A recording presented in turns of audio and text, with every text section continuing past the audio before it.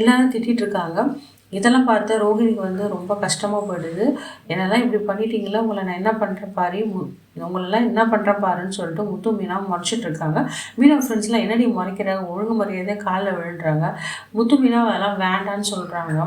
உடனே எல்லாம் சேச்சே வேணாம் வேணாம், இவங்க காலை தொடுறதோட உனக்கு அறுத கிடையாது, இன்னொரு தடவை இந்த பக்கமே உன்னை பார்க்கக்கூடாது, இவங்க விஷயத்தில் எதனா தலையிட்ட உன்னை நாசம் பண்ணிவிடுவேன்னு சொல்லிட்டு மீனாவோட ஃப்ரெண்ட்ஸ்லாம் அவளை அடித்து துரத்திடுறாங்க.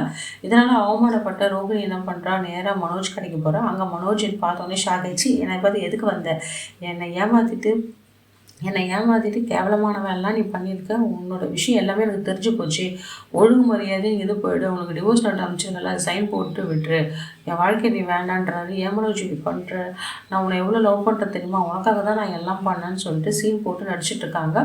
நான் மனோஜ் போய் கட்டி பிடிக்கிறாங்க. மனோஜும் என்ன பண்ணுறான், என்ன பண்ண தெரியாது, நான் ஃபீல் பண்ணிடுவானதான்னு நான் நினச்சேன். ஆனால் நல்ல வேலை, எங்கள் அண்ணனை 1000 இருந்தாலும் நீ பண்ண தப்பு, முத்து என்னோட தம்பி, அவனையும் நீ கொல்ல பார்த்த கொலைக்காரி, நீ என்னையே என்ன வேணால் செய்வேன், ஒழுங்குமுறை தான் இங்கேருந்து போயிடுன்னு சொல்லிட்டு திட்டுறாங்க. பத்தாத்துக்கு சந்தோஷம் திட்டுறாரு.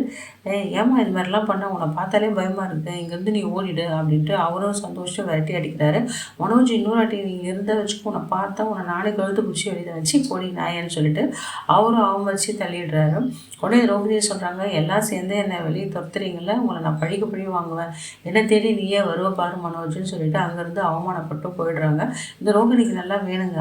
ஆரம்பத்துலேருந்தே மீனா, வித்யா, ஃப்ரெண்டு மகேஸ்வரி, அவங்க அம்மா கூட சொல்லியிருப்பாங்க, அந்த குடும்பத்துக்கு நீ ஏமாத்துறம்மா, எல்லாத்தையும் எடுத்து சொல்லுவோம், வாழ்க்கை நீ காப்பாற்றிக்கன்னு சொல்லுவாங்க.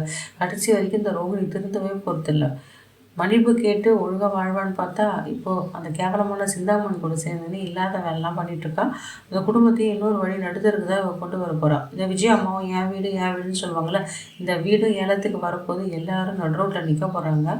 ரோகிணி வந்து மேலே என்ன பழி வாங்க போகிறான்னு என்னன்னு தெரியல. கொஞ்சம் யோசிச்சு பார்த்துருக்கணும், நம்ம எவ்வளோ கெடுதல் பண்ணோம். ஆனால் அந்த முத்து மீனாவும் என்ன பண்ணுங்க, நம்ம குழந்தைய காப்பாற்றுறாங்கல்ல, அவனை வீட்டுக்கு கூட்டின்னு வந்து எவ்வளோ ஹெல்ப் பண்ணியிருக்காங்க, எவ்வளோ விஷயத்துலேருந்து தான் காப்பாற்றிருக்காங்க. இதெல்லாம் நினச்சாங்கன்னா பரவாயில்ல.